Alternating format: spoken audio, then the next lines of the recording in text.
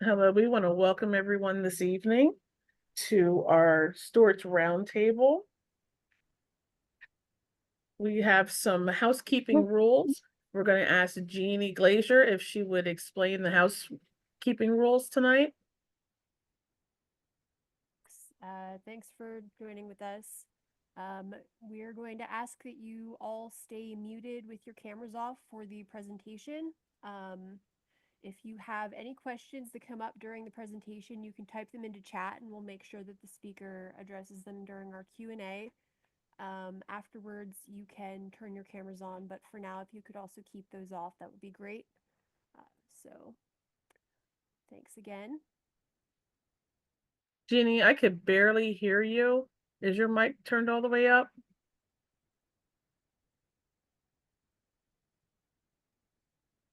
Is this any better, folks? Yes, it is. Yes. I've just removed my mic. So just as I was saying, if you have any questions that come up during the session, if you could just type them into chat, we'll make sure the speaker addresses them during Q&A. We're keeping participants muted for the duration of the talk. And if you could also keep your cameras off, you can turn your cameras back on after the presentation. But for now, if you could just let the speaker have the floor. Thank you. Okay, it is now 7:01. We are going to begin. Hello, everyone. My name is Crystal Crampton. I will be introducing our speaker for this evening. Her name is Robin Krawitz. And I have just a very quick bio. So if someone did not read her bio, we'll just give you a very quick bio of her. Robin Krawitz, a Northeastern Region Manager for the Network to Freedom program, joined the National Park Service in June 2019 during environmental compliance work for the national parks in the Caribbean. She joined the Underground Railroad Network to Freedom program in December of 2020. Trained as a historian with a career in historical preservation, Robin came to the National Park Service from the state of Delaware, working at the the Delaware State Historical Preservation Office, which is nicknamed SHPO, beginning in 1993, with Delaware State University, where she taught in a graduate program in the historical preservation. With the creation of the National Underground Railroad Network to Freedom program in 1999, and I believe that was a typo, it was 1998, she worked with the local community groups. She served as the president of a nonprofit Underground Railroad Coalition of Delaware and on the board of the Jane and Littleton Mitchell Center for the African American History at the Delaware Historical Society until she left for the National Park Service in 2019. So if you would like to read more, you can go on the website and you can find out more about Robin. But at this time, we would just like to introduce you to Miss Robin Krawitz. Good evening, everybody. Thank you so much. I wanted to reinforce a little bit about who you're speaking to. That's that picture. I'm sure you can tell who is me and who is not. John Lewis, I was honored to meet him at the 50th anniversary remembrance of Goodman, Schwerner and Cheney in Mount Zion at the Mount Zion Methodist Church in Philadelphia, Mississippi, for the National Civil Rights Conference that a colleague and I from the university were presenting at. And this is actually my favorite picture of me because it's not about me. Anyway, thank you so much for the invitation. The region that I cover goes from Maine to Virginia, so there's a lot of territory here and a lot to discuss. I wanted to also say what an honor it is to be speaking with you today. Your website for the Hallowed Grounds program is just very impressive.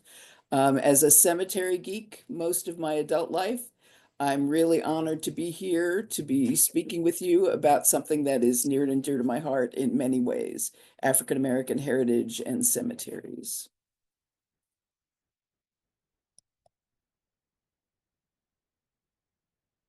Now, what is the Underground Railroad? I'm sure everybody knows what it is. It's but we describe it as the resistance to enslavement through escape and flight.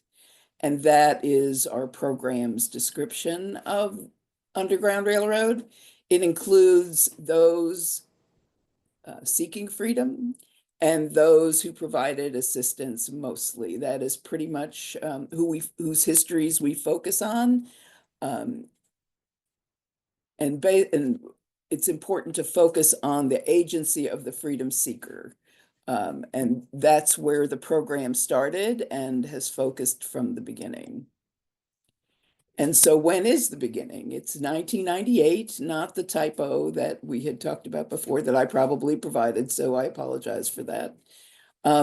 We were established under federal legislation that was signed by President Clinton to establish the program, and our goals were education, technical assistance, creating a network of sites, programs, and research facilities that all have verifiable association to the Underground Railroad, which is really one of our most important elements of the program, is taking this very important history that had been really sidelined in the history world and bringing it to the public again, encourage scholarship and taking myths and discouraging them, but yet trying to bring people to find the grains of truth where there is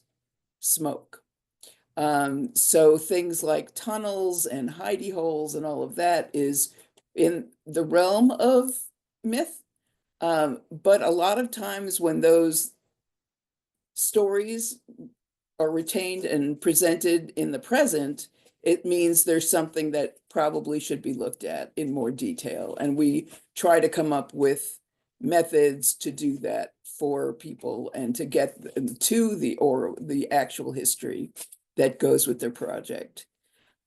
Also, our legislation is interesting in that it allows us to expand into the Caribbean and Canada outside the borders of the United States, not just the Virgin Islands, not just Hawaii and Alaska, but into Canada and other areas of the Caribbean as well.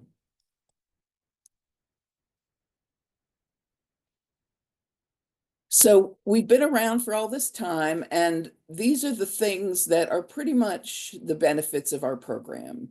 It's this national blessed recognition based on the current scholarship for listing. What the Underground Railroad Scholarship has brought us to at this point. We have a grant program that we can help support activities at our listed sites. There's the logo to display. And every listed project is able to get a passport stamp from the National Park Service as part of the listing. If you want it, it's not a requirement, but it does. There's a lot of people on the planet who like getting their passport stamped, and listings in the Network to Freedom can provide that as well. And through that and other things, it's economic development catalyst as well as promoting tourism.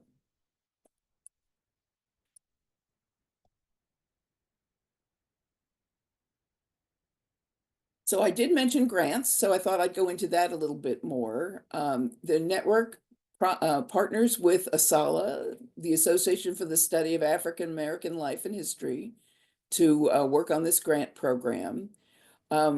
We've increased our annual budget for this program to be $500,000 a year, so we can take grants up to 100,000 requests.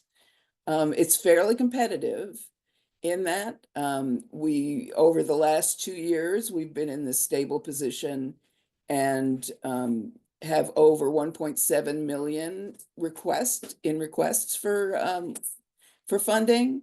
but we only have 500,000 to award. So it is pretty competitive, but it's there for you to apply for if you're in the network. Some of the things you can do once you're in the network are get signage and work on your interpretation. You can do research to improve those things. If you have a building, you can do building documentation like historic structures reports to better understand the needs of your property, as well as pay for actual repairs on buildings as well. But there is a funding category to get listed in the network, and this is for sites only. So if the majority of your research is completed already, you can get a grant to just write up the application. It's really not contained or presented in a way that there's not enough money in that category to be able to do a lot of research. But in terms of getting into the network, we will support listings at $5,000 generally. That can be tinkered with depending, but that's generally what is supported by the program and is competitive.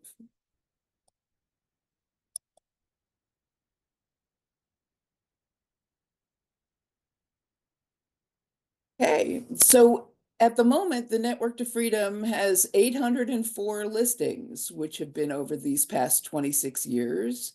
We're on listing round number 49 that we're about to head into. And over time, the places that have come up with the most listings are Ohio and Maryland. And there's reasons for that. We can talk about this competitive nature between these two groups, but I also wanted to highlight that Pennsylvania comes in fourth at 64. So that's a pretty good total. And we welcome as many as you like. I'd like to encourage you to try to compete with Ohio and Maryland as well.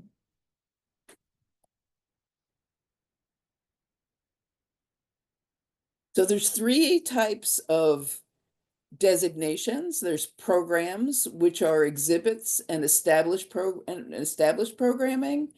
And to get in the network, it's important to document how your exhibits and programming were created, what sort of historical documentation has been used, and any historians that helped you with it, as well as getting the opinions of the public who come and what their interpretations of it are and what their excitement about their attending your programming has been. That really helps getting your project listed.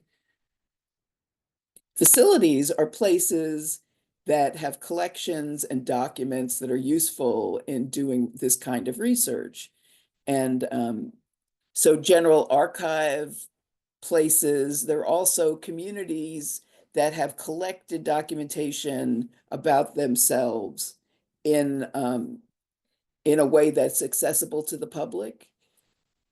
Here in Massachusetts, where I'm based, the David W. Ruggles Center is a collection that's listed in the Network to Freedom, and is also a collection of resources that the public can use to do research for themselves in the network. And there's other local archives that are like that as well.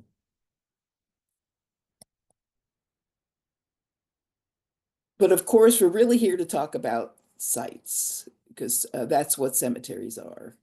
And so what we look at in the network and where we're kind of expanding is to understand that it's important to connect to people. We can list sites at all stages of life, and that's for freedom seekers and providers of assistance, because wherever these people go, they carry their history with them. And so we look at places where assistance happened, transportation routes, rebellion sites, legal challenges. We look at kidnapping and rescues, maroon communities, military sites, as well as burials, commemorative, and monuments.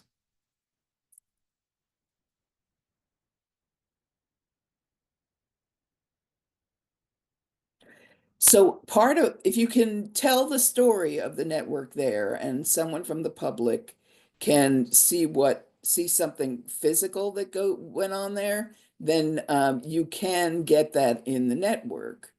And so it's where do you tell the story? And this particular monument, which is very nationally prominent, is an example of it is in the network, but it's not this particular one. The one that is in the network is the one of the 54th memorial that's on the Boston Common. And the reason that is in the network is, first of all, the Boston National Park came to the Network to Freedom and wanted to list it because they tell stories there. And part of the stories they tell is the unveiling of the statue and what happened there. It involved a parade of surviving USCTs, and Harriet Tubman was there. So there were some major events that happened around the unveiling of the statue, as well as the content of the statue, which you can see here. This particular example is a full-sized example that's at the St. Gaudens National Historic Site. And of course, Augustus St. Gaudens was the artist, the sculptor who created this piece.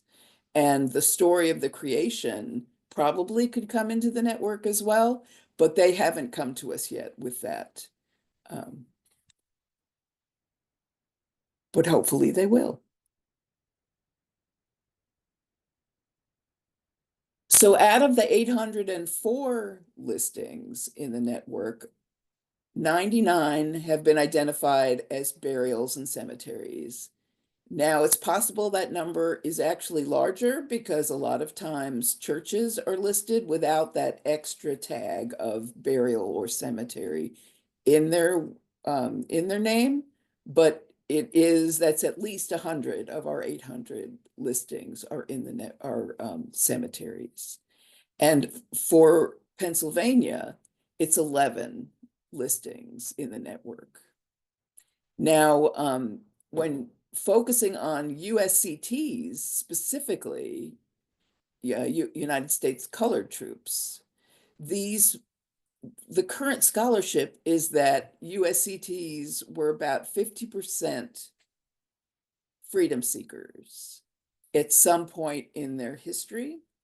And so what we've been doing in the network is requiring research and documentation for those individuals to include trying to get at their freedom story along with the designation.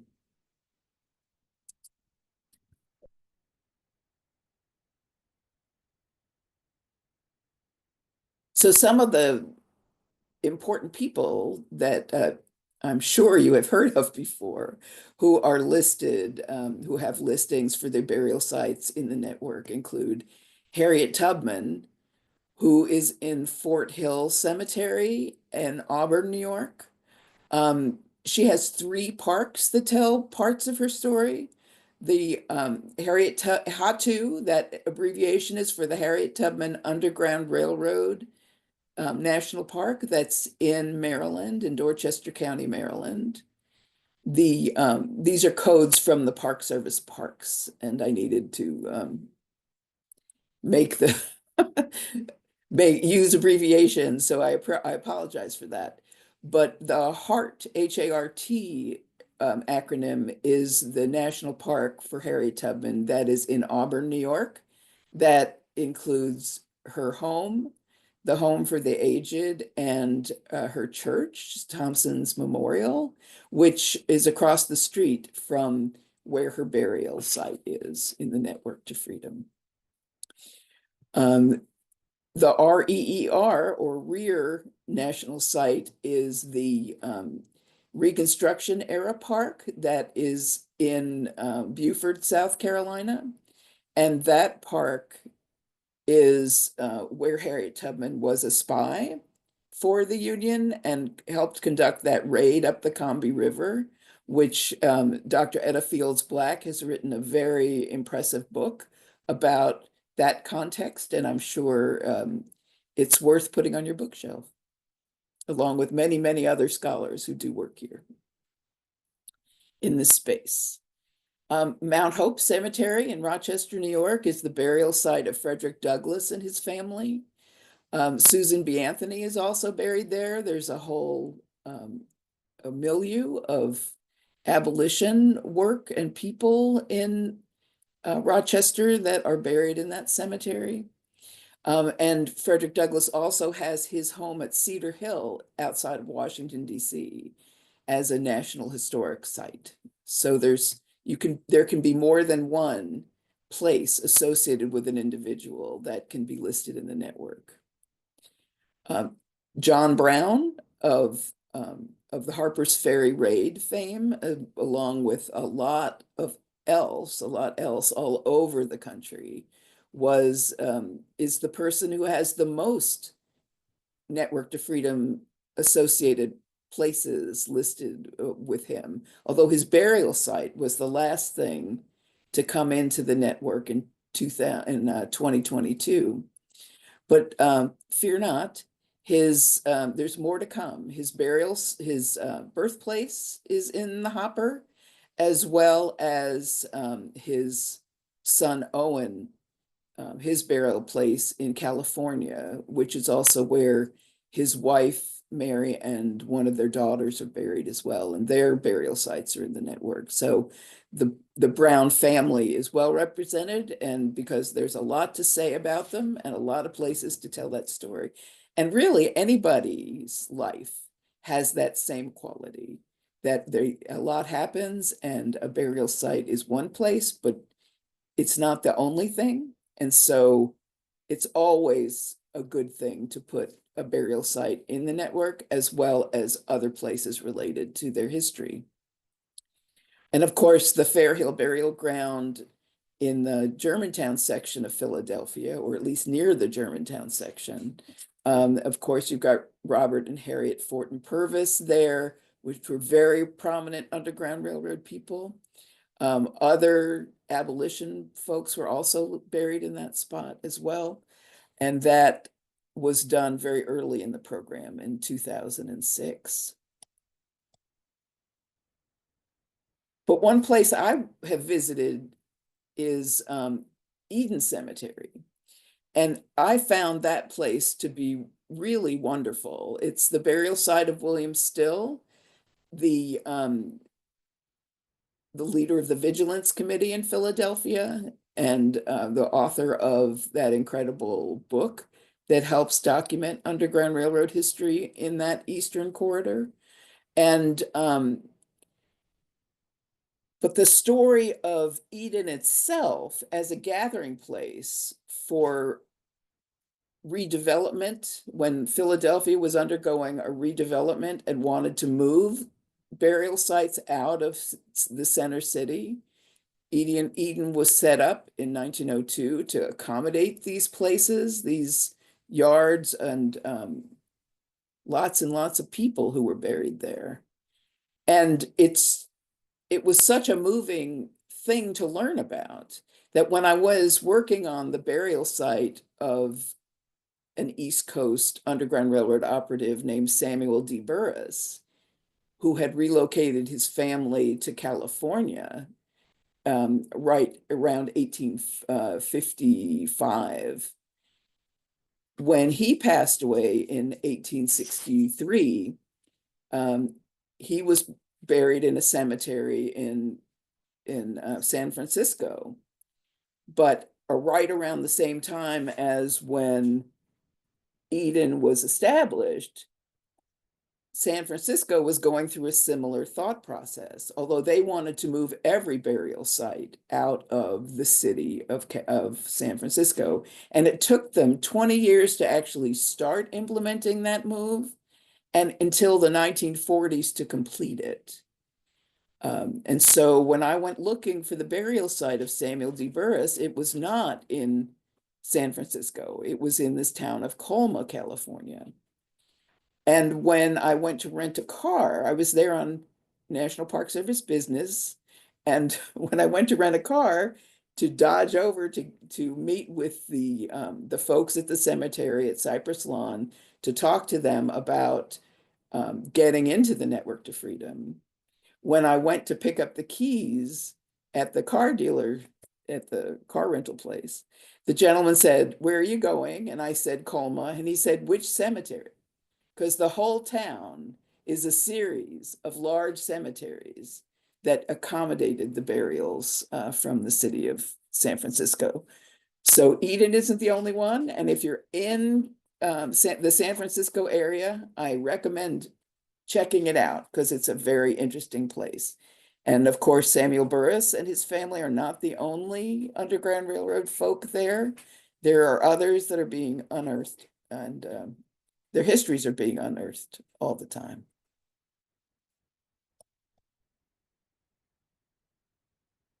So these are the 11 burial sites that are listed from Pennsylvania in the Network to Freedom. And if anybody wants to discuss their properties in the Q&A, I'd be happy to listen and to talk to you about it. The ones I'm specifically familiar with are the Hosanna AUMP Church at Lincoln University and their USCT burials, which are very interesting. They're not the standard issue USCT markers.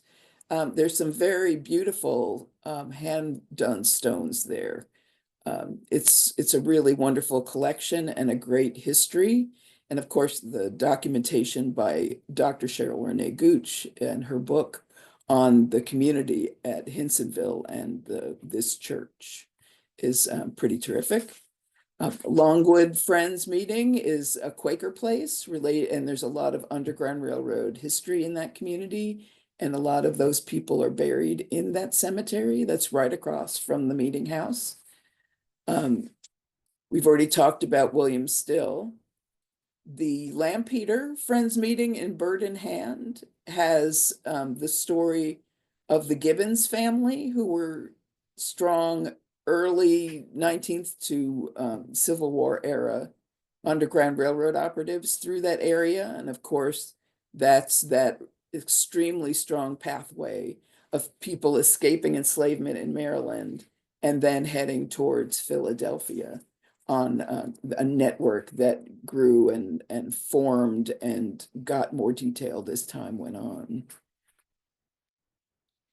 So there's plenty here to talk about if folks want to pick up and bring up any issues when we do the Q&A.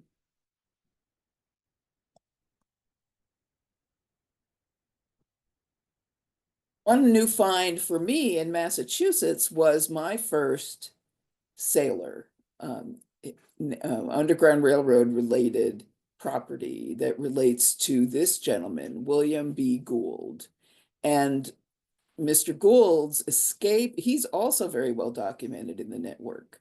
There's his escape site was very famous and fairly large in the sense, it was right around the beginning of the Civil War, and he and a bunch of people escaped into the Navy, helped with the Navy, and he actually joined the Navy. And their story is actually told at the Civil War, the African American Civil War Museum in Washington, D.C. And both those are in the Network to Freedom. And then I found that where he settled in Massachusetts, they established a park for him because he was a very prominent member of the community, was involved in the construction industry and building trades. And so a lot of what his contribution to the community is still there. And his descendants worked with the town to establish, to get funding for this statue that you see here. His diary is very famous as well. It's the only Black sailor diary that survives, and that has been unearthed to this point, I should say. And it's in the collection of the Massachusetts Historical Society. So that's there's a couple of windows here for more listings, whether it's the history at the Charlestown Navy Yard of freedom seekers who were ending their careers in the Navy at the close of the Civil War, or his the ability to use and put in public the diary that's published, as well as the original is at the Massachusetts Historical Society in Boston.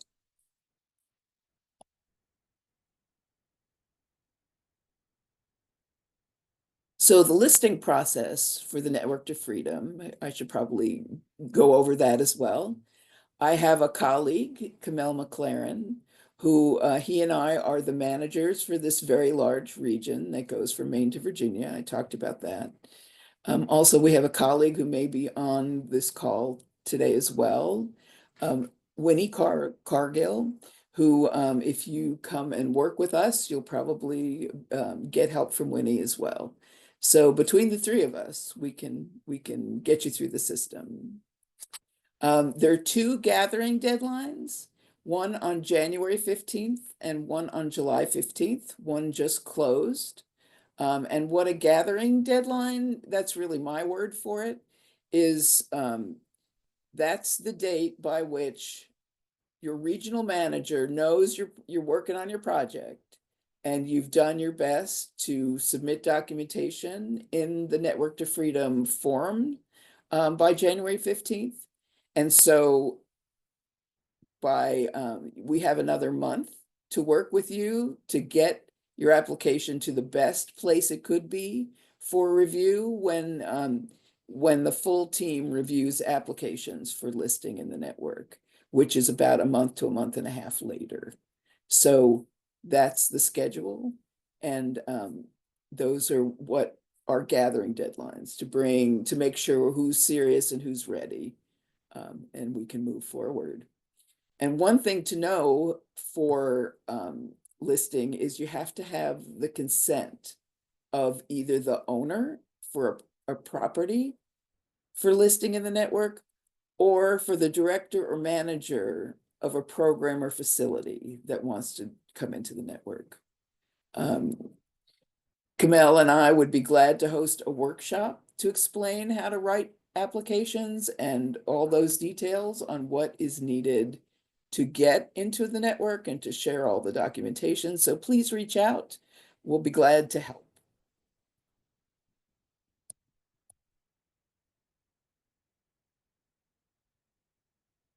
And cemeteries are so important to me because they reflect the community. I mean, that's the best place to go to really see and understand a place. That's what I've always found in my life, is to really understand a place through its burials, its catalog of important people and history of your community.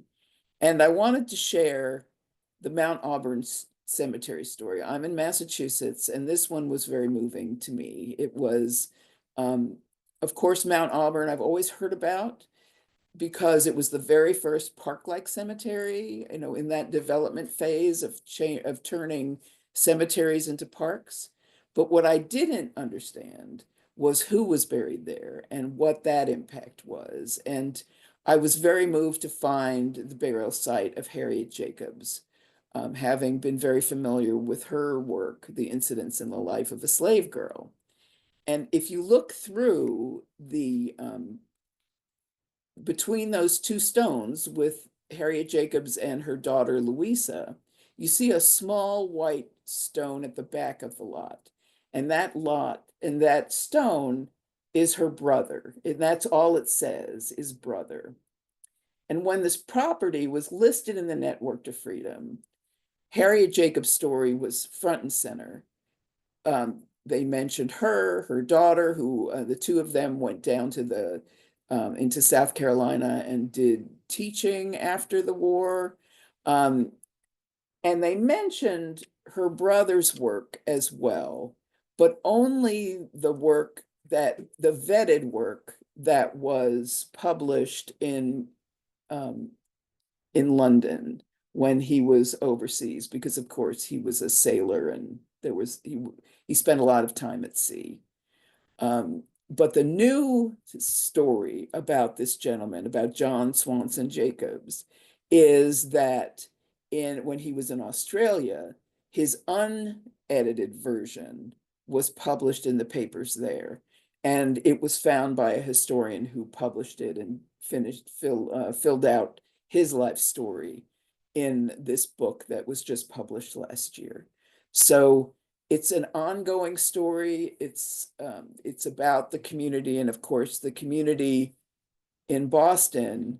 This particular cemetery, if you had the money to buy nice stones, you could be buried there. So a lot of the people who are represented there are wealthier, and it includes funders of John Brown and Charles Torrey, that the abolitionist who died in jail in Baltimore after he was a minister who was and a publisher of Underground Railroad stories and abolition work. Longfellow's there. I mean, the list goes on and on and on. But it's really a wonderful community of a way to understand Boston in a different way. So thank you so much for your time and attention today. And I'm glad to talk to you about more histories or any questions that you have. The Network to Freedom has a newsletter and updates, which you need to, if you want to hear from us, you'll have to send us a request, because that's the way the government works. You have to ask. We can't just send it to you blindly. So it's Network to Freedom with underscores between the words at nps.gov. And again, here's the contact information for Kamel and I, with our email addresses and our telephone numbers. So, and our, of course, web addresses. So thank you very much for your time. And I look forward to speaking with you and answering your questions. Thank you, Robin. We are going to actually take some questions from the chat. Jeannie, are you ready? Sure. I just want to make sure everybody can hear me. Are you able to hear me? Yes, you're very clear. Oh, good. Okay. So we did have a question from Fred Moore early on. He asked, to what extent can a primarily secretive operation be verified? Well, it was secret at the time, yes, but it was also uncoverable based on different things. There's different ways to do it. It depends upon when in history your event occurred. A lot of times, if you look in the Black press, you'll find people's stories published there once they are in freedom, like once they have made it outside the United States. So after 1850, then you can see more of that is published. One way to find pre-1850 documentation is to look for prosecutions. Who was doing this work and how was it punished? And once you understand that, you can find out more about those people individually. You can look at the documentation of how they were prosecuted and what survives in that, and do more research to figure out from the paperwork who else is named, who else was involved, who stood up and posted bond for them. It depends, is basically I'll be glad to talk to you if you have a very specific case you want to do and you'd like some strategy about how to do that. Glad to do that any day of the week, but a lot of it has to do with, are you in a border state? Are you in a place of safety? Or is there abolition stuff that will help you? Like, start with William Still if you're in Pennsylvania. That's what I can say. Your books, William Still is a wonderful source for starting with history of this region. I could go on. So why don't you go to the next one, Crystal? I'll babble on all night. Okay. We had the question, why did these cities want the graveyards moved outside the cities proper? My understanding is its development, that the cities themselves were hemmed in, and there were people who wanted to redevelop land, and the land they wanted to take had burials in it.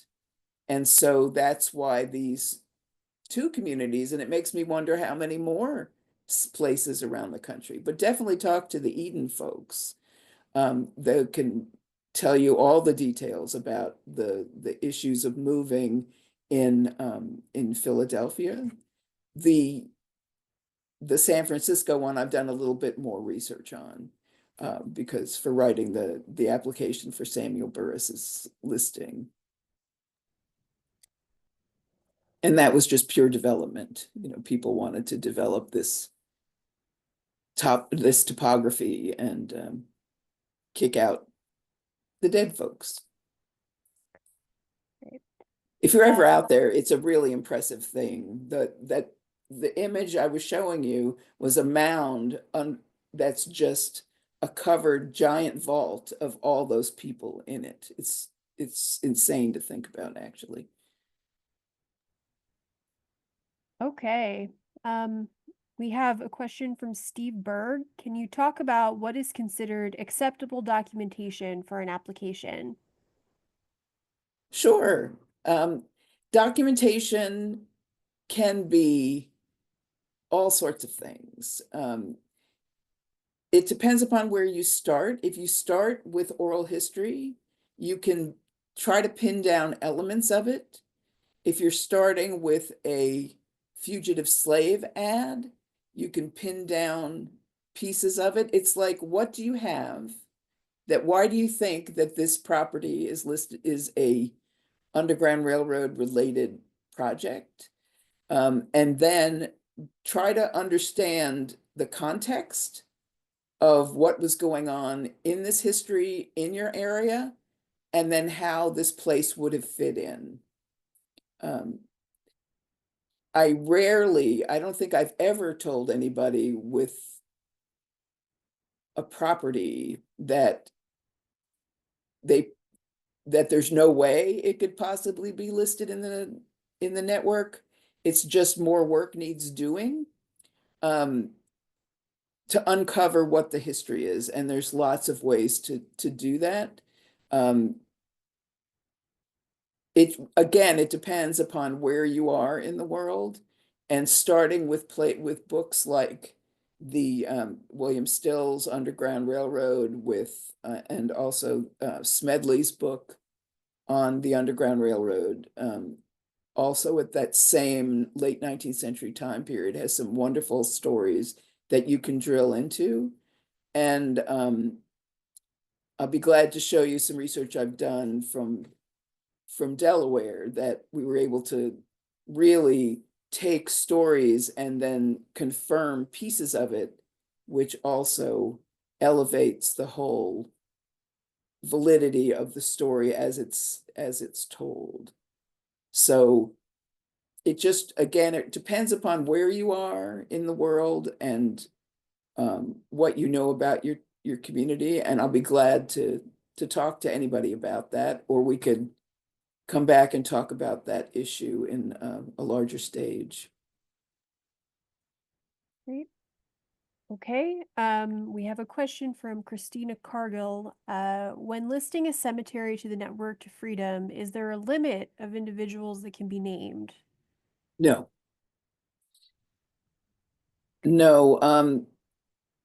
we've been kind of geeky about wanting to get detailed information about somebody in the in the cemetery.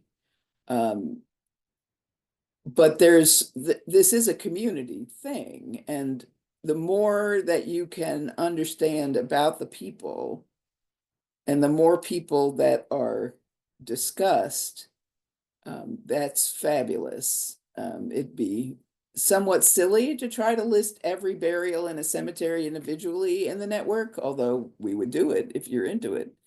But it misses that whole community part of it. And like, why are these people all buried here? That's just such an important part of the trajectory of history. And so it just depends upon how much information you have about each individual person. But there's big cemeteries in Chicago that have dozens of people that have been listed in the network. The Graceland Cemetery specifically is, I think there's 24 people that are named as Underground Railroad operatives. So as many as you can fit, and you're interested till your hand falls off. Okay, great. And we have a question from Sheila Jones. Are there workshops to help write a nomination for groups or individuals? Sure. Be glad to host one for you. Please, I've left the slide up, so please get down the information and I'll be glad to work with you. Great. So those are all the questions we have in chat. I don't know if there are any more questions out there. If people want to raise their hands if they have a question. Oh, here's one that just came in. If you know of a location and a land or property owner is not cooperative, can you still list the site?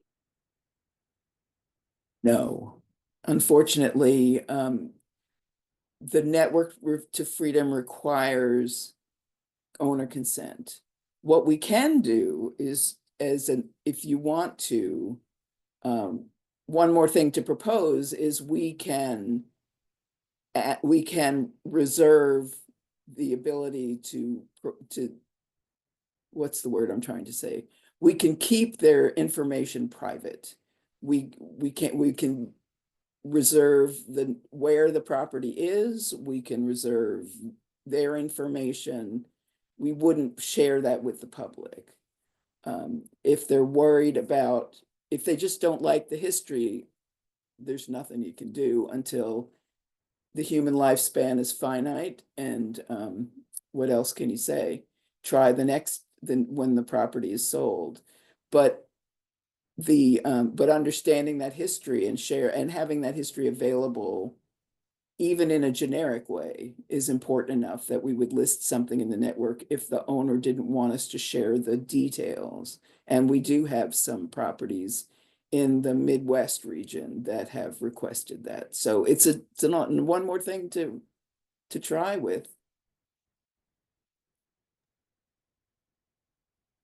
All right.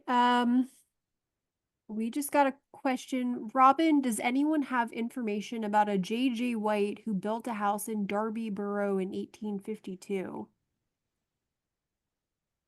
I do not, but it's possible. The Darby meeting is very interested in Underground Railroad history of their community, and I would suggest contacting someone in the Quaker community to see what they would know. But I'll be glad to work with you if you want to contact me. We could talk about what you know and where they might fit in.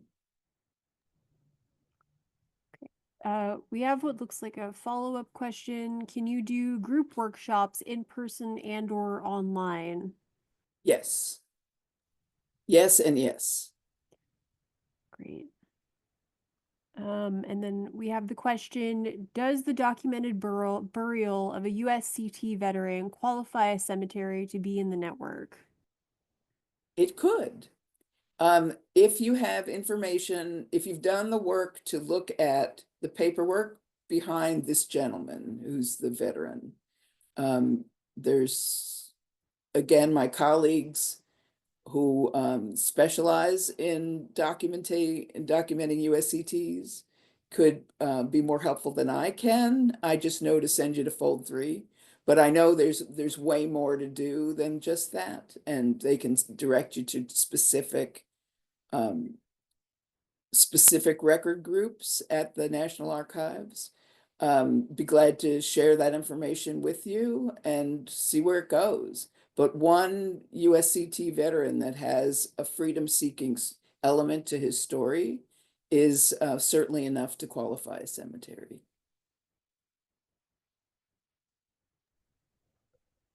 Okay, looks like those are it for the chat questions. If anyone has a question that they weren't able to post in the chat, but they still wanted to ask, they can raise their hand. Otherwise, I guess that'll be all for tonight. I believe, did Hope, I guess Metzer, get her question answered? She said, dying to know what will be verified in Hawaii. Oh, yeah, Oh, it's just a comment. sure. It's a freedom seeker named Anthony Allen who was on a whaling ship and ended up getting off in the Sandwich Islands. And his story is interpreted in the Honolulu area. It's a great thing, and there's probably way more people than just Anthony Allen, but that's the story that we know and is documented now that's in the Network to Freedom. But if you're looking at lists of sailors from about 1850 out of New Bedford, Massachusetts, associated with the whaling industry, dozens of them come from the Sandwich Islands, and they are African American. So there's a whole story out there to pin down, but that's where we've started. Interesting. Thank you. Sure. I believe there was one other person that couldn't write in the chat, but they said they could. Shelby Clark? I believe I think she raised her hand here. Sure. Shelby, do you? Yeah. do you Yes, question? I did raise my hand and I did ask a couple of questions in the chat. So there, we have a small cemetery in Mercer County for which there's no owner of record, but it's a well-documented site. There's at least one, probably several USCT veterans and potentially 60 to 100 graves. We've done quite a bit of underground truthing. I'm sorry, the phrase is escaping me, but we had a university come through and look for additional graves.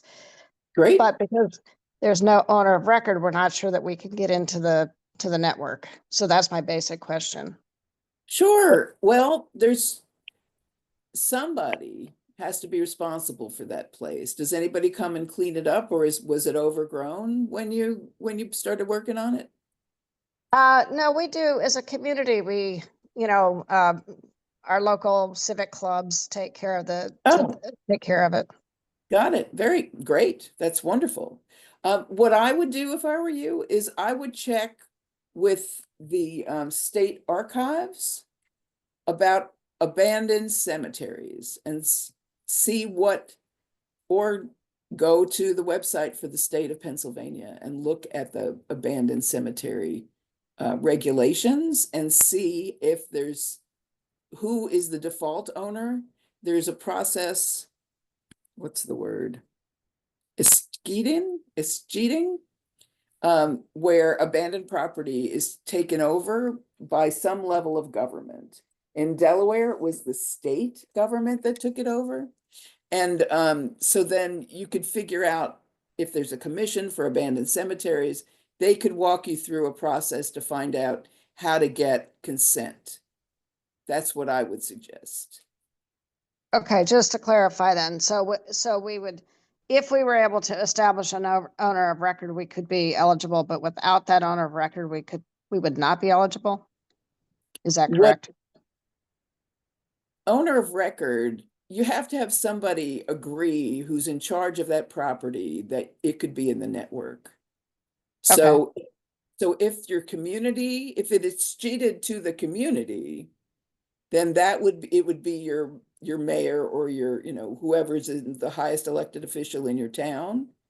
If it's the state, then see what the abandoned cemetery board says and get direction from them about how to document ownership or approval to go into the network from there.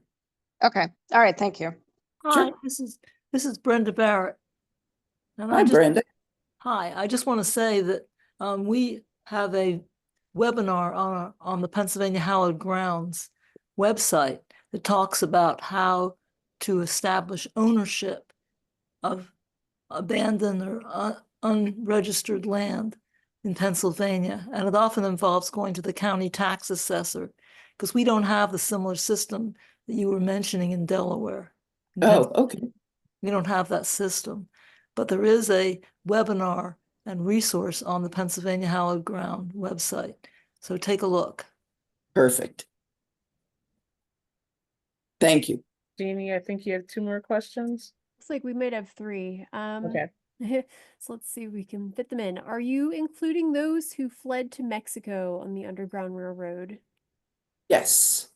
We usually deal with those stories in Texas, because at the time Texas was on the border, was part of Mexico, and that is in that period, in the 1840s.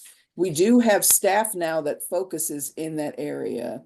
I'm not sure our legislation lets us go into Mexico, but we have met as a group, well before I joined the network, in Mexico to talk about their enslavement history and freedom, because I believe Mexico got freedom much earlier than we did, around the 1835 period, somewhere around there.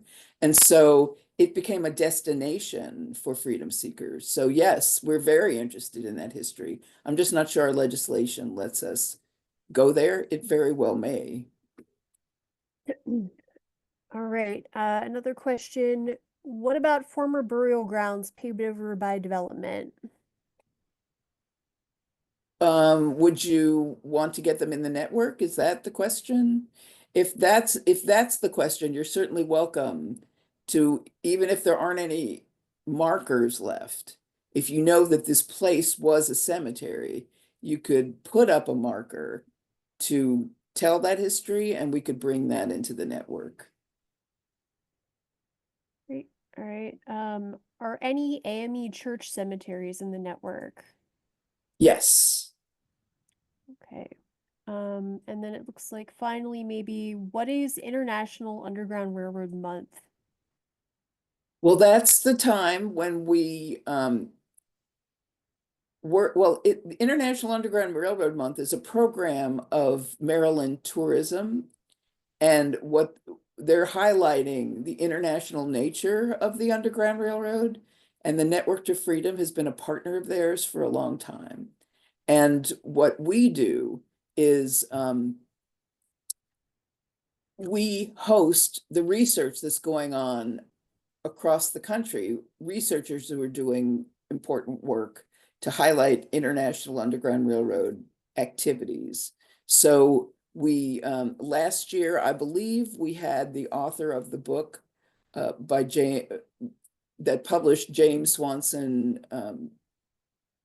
Jacobs' work.